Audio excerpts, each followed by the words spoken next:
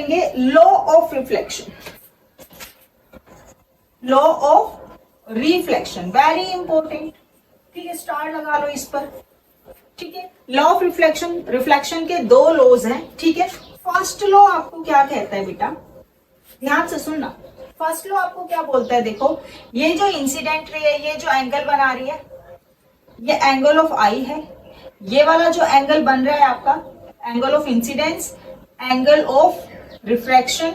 ठीक है, ये आपको पता होना चाहिए। अच्छा, फर्स्ट लॉ जो आपको कहता है, फर्स्ट लॉ आपको कहता है इंसिडेंट रे, नॉर्मल रे and refracted ray lie at the same plane. तीनों ही जो चीजें हैं, ठीक है, वो सेम प्लेन से पर लाई करती है और किस पॉइंट से निकलती है, जहां पर इंसिडेंट रे क्या हुई है, निकल रही है, एमर्ज हो रही है। ठीक है, फर्स्ट लॉ आपका क्या बोलता है कि इंसिडेंट रे, कौन सी incident ray, reflected ray and कौन सी आपकी नॉर्मल रे, कौन सी ray, normal ray lie at the same plane.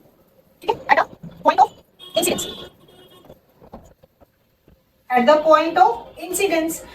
आपकी इंसिडेंट रे, आपके नॉर्मल रे और आपके रिफ्रैक्टेड रे एक ही प्लेन पर एग्जिस्ट करती है, लाइट करती है, और कहां करती है, जहां पर आपकी लाइट क्या हुई है, इंसिडेंट हुई है। That is first law of reflection which is very very important. ठीक है बेटा, सेकेंड लॉ, ठीक है बेटा, क्या कहता है आपको सेकेंड लॉ, देखो मैंने जो बताया, ये जो इंसिडेंट रे है, ये जो एंगल बना रही है between the mirror and the ray of incidence, ये जो एंगल बना है आपका एंगल ऑफ आई है, और यहां पर जो रिफ्लेक्टेड रे एंगल बना रही है that is angle of are.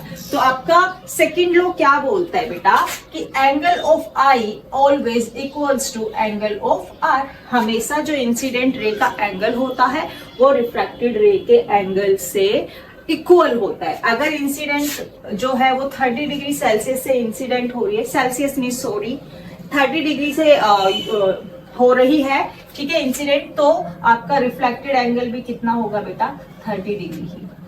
ठीक है, अगर ये 45 डिग्री से इंसिडेंट हो रही है तो रिफ्रैक्शन भी कितने से होगा, 45 से ही होगा। हमेशा आई और angle of incidence and angle of refraction कैसा होगा, बराबर होगा।